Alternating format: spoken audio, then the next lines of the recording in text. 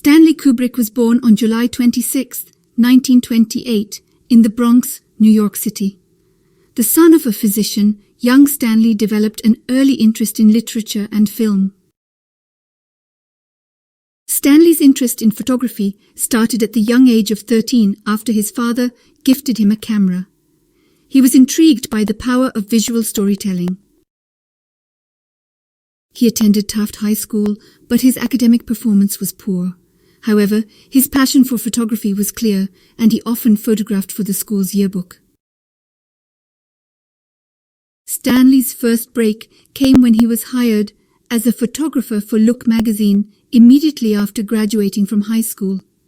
His photographic work reflected a keen eye for narrative. He eventually left Look magazine to pursue a career in film. His first short documentary, Day of the Fight, was released in 1951. The film was well received. Stanley's first major feature film was Fear and Desire, 1953. The film was independently financed and shot with a small crew, a characteristic of many of his early works. But it was with the film Paths of Glory, 1957, that Kubrick first garnered international acclaim. The film was celebrated for its innovative storytelling and striking visual style. Kubrick's next significant work, Spartacus, 1960, was a commercial success and reiterated his reputation as a dynamic storyteller. He, however, felt constrained by the studio's control. His next film, Dr. Strangelove, 1964, was a critical success. A satire on the Cold War, it showcased Kubrick's ability to blend humor with serious themes. 2001, A Space Odyssey, 1968, pushed the boundaries of narrative and visual effects. Stanley won an Academy Award for Best Visual Effects for the film. In 1971, he directed the controversial film A Clockwork Orange. Its exploration of societal moral decay was ahead of its time, provoking a strong reaction from audiences. Stanley moved to England in the early 1960s, where he spent the rest of his life.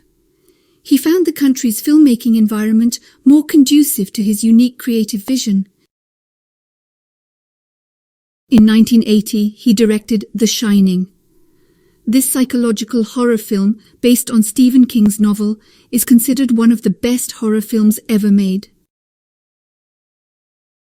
Kubrick continued to enthrall audiences with Full Metal Jacket, 1987, a film that offered a brutal and honest look at the Vietnam War. Kubrick's last film, Eyes Wide Shut, 1999, was released just days after his death, completing a career spanning over 5 decades. Throughout his life, Kubrick maintained an element of mystery. He seldom appeared in the public eye and was known for being intensely private. Kubrick was married twice. His second marriage to Christiane Harlan lasted until his death. Together, they had 2 daughters. Stanley Kubrick passed away on March 7, 1999. He left behind a body of work that continues to be celebrated for its depth, creativity, and innovation. His career showed a determination to push boundaries and challenge audiences. Each of his films was distinct in its genre, theme, and visual style. The importance of Kubrick's influence is vast. His unique style, innovative techniques, and relentless pursuit of perfection have inspired generations of filmmakers. His films have continuously been studied by scholars and film students alike. Stanley's vision and artistic integrity have secured his legacy as one of cinema's greatest directors. His influence extends beyond film and into popular culture. References to his films and style are found in music, fashion, and other forms of media.